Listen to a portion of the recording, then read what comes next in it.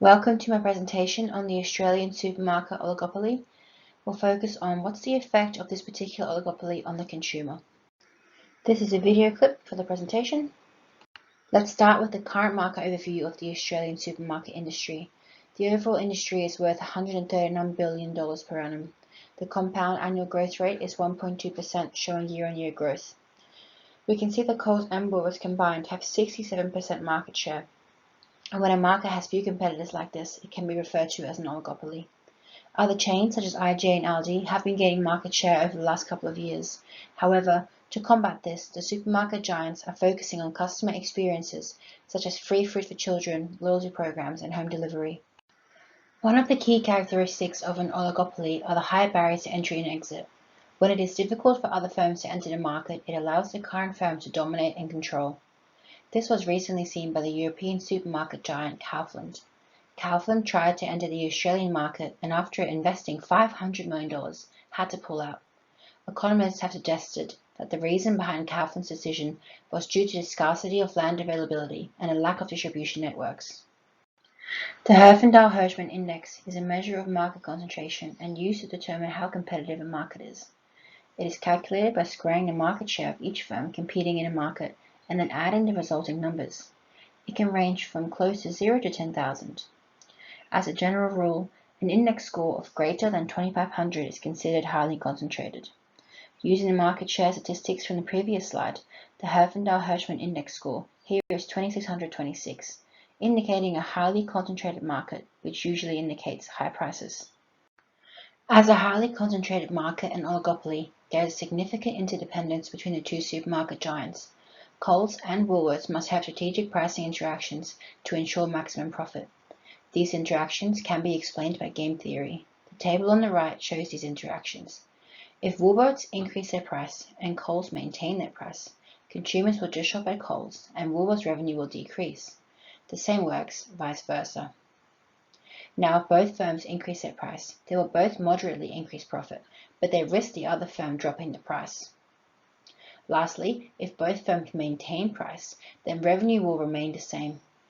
A cooperative equilibrium is most beneficial for both parties, but this can only be achieved when the two firms form a cartel. We can use the kink demand curve to demonstrate the price rigidity in oligopolies.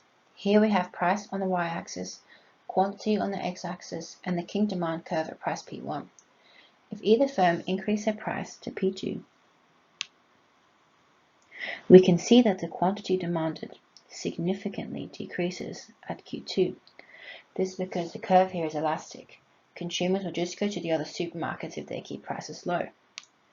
If one of the firms decrease their price to P3, we can see that they don't gain that much quantity of demand. That is because this portion of the curve is inelastic. If one firm decreases the price, the other firm will do the same. Therefore, if firms increase their price, total revenue will go down, and if they decrease their price, total revenue will also go down because of the lower price of goods sold. Now let's assume that both supermarkets aim to maximize profit. Let's draw in the marginal revenue, or the MR curve. That is for the elastic portion, and this one is for the inelastic portion. We can see that the two MR curves do not intersect at Q1, derived from the kink. Therefore, we have to connect them by a vertical line. Let's draw in the MC, or the marginal cost line. Where MR and MC cross is where profit maximization occurs. Now we can draw up a line which shows we are back at P1.